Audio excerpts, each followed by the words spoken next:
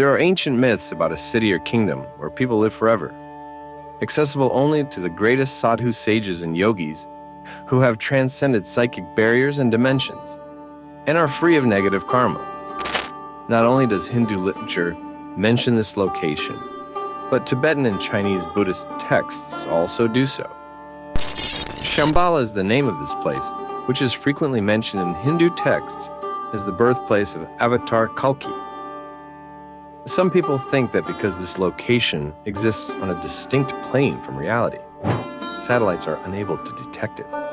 The name Shambhala, which comes from Sanskrit and means place of peace or place of silence, is an enchanted paradise that has been discussed in ancient literature. These predate Tibetan Buddhism in Western Tibet and include the Kalachakra Tantra and the old Zhangzhung scriptures. Shambhala is said to be a land that is only accessible to enlightened people who have clean hearts.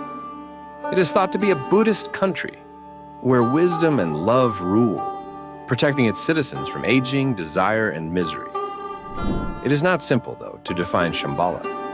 It goes under several names, all of which contribute to its enigma. It is sometimes referred to as the land of wonders, the land of white water, the land of radiant springs, the land of living fire, or even the forbidden land. This mythical land has been given names by several cultures. It is known to Hindus as Aryavarata, which translates to land of the worthy ones. It is referred to as Shan, or the western paradise of Sha Wangmu in Chinese legend. It is called Belovedye by the Russian Old Believers. On the other hand, Shambhala, or Shangri-La, is its Sanskrit name that is most often known throughout Asia.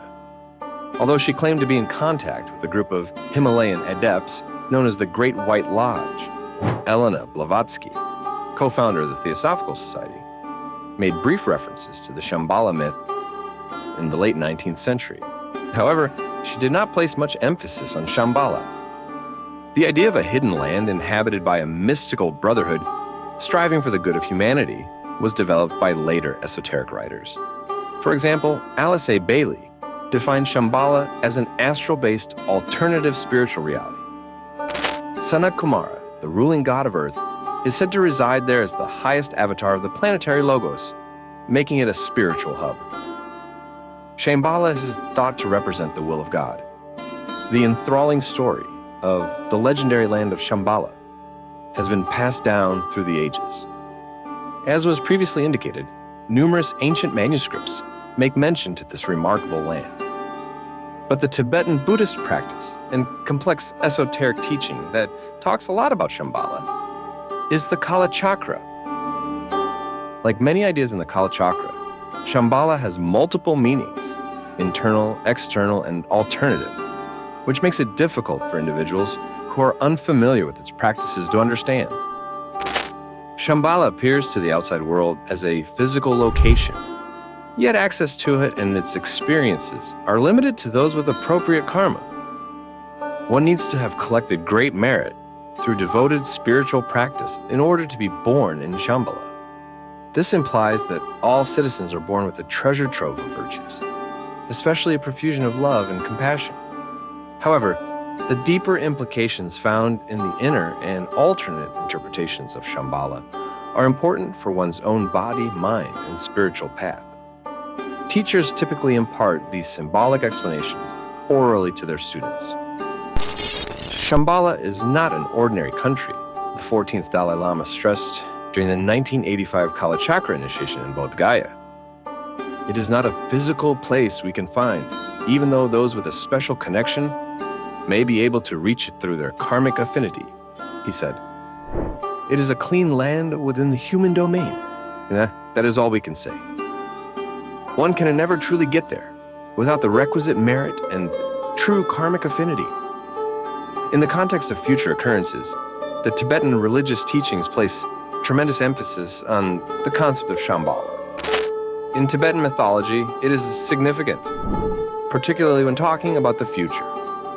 According to the Kalachakra, when the materialistic worldview becomes more prevalent worldwide, humanity will eventually begin to fall. The prophecy claims that the magnificent snow-capped mountains of Shambhala will be visible when these barbarians who adopt this ideology band together under a cunning dictator and think they have vanquished everything. At this juncture, the barbarians will attack Shambhala, bringing a powerful army and lethal weaponry with them. In retaliation, the Shambhalan king will rise with a vast army to subdue the so-called dark powers and bring about the dawn of a global golden period. The Kala Chakra prophecy's depiction of a future conflict may seem incongruous, given that Buddhism firmly forbids violence. Because of this, some theologians have proposed a symbolic interpretation of the battle, contending that the Kala Chakra does not support using physical force against people. Rather, it represents the inward struggle religious adherents go through to conquer their own inner demons and bad habits. Many Westerners have been drawn to the enthralling story of Shambhala and have combined it with myths and beliefs from other cultures, resulting in a mashup of concepts that are frequently mistaken for the original.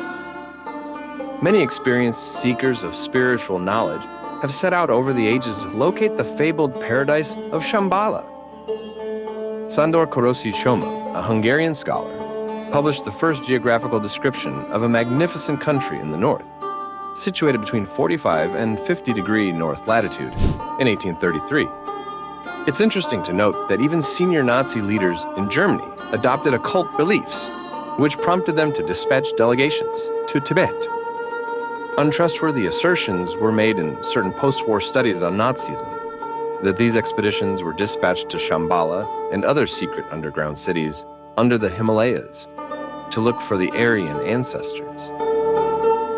Though many people have claimed to have visited Shambhala, no hard proof of its existence has been offered, and its precise placement on a map is still unknown. However, Shambhala is typically located in the hilly areas of Eurasia. The story of Shangri-La is recounted in James Hilton's novel, Lost Horizon, as a tranquil valley in the Himalayas, populated by long-lived people. In reality, the undiscovered Hunza Valley is located where China, Afghanistan, and Tajikistan converge with the northern boundary of Pakistan's Gilgit-Baltistan province. Encircled by the mountain ranges of the Tian Shan, Hindu Kush, Karakoram, and southern Himalaya, this isolated valley stretches around 100 miles long and just 1 mile wide. There, the locals have successfully shielded their civilization from the outside world and discovered the key to their long lives. In 2010, while studying the Himalayan brown bear, William Dafoe, an adventurer and conservationist, got stuck in the Hunza Valley after severe flooding. He met these extraordinary individuals at this period, who, according to mythology, survived much past the age of 100. Old Zhangzhung writings identify Shambhala with a remote location in Punjab, or Himachal Pradesh, India. However, Shambhala is associated by Mongolians with some regions in southern Siberia. According to Altai tradition, Mount Belukha is the entrance of Shambhala. In the meantime, contemporary Buddhist academics suggest that Shambhala is situated in the Himalayan highlands. According to certain traditions, the entrance to Shambhala may even be hidden inside a distant, deserted monastery in Tibet, guarded by creatures known as the Shambhala Guardians. For some, there is a straightforward explanation for why Shambhala has never been found. Many people think that Shambhala bridges the gap between our world and a place beyond, existing on the extreme edge of physical existence. Although many people disregard Shambhala as a mythical country, others feel that their belief in it satisfies an inner need to one day locate this utopian society.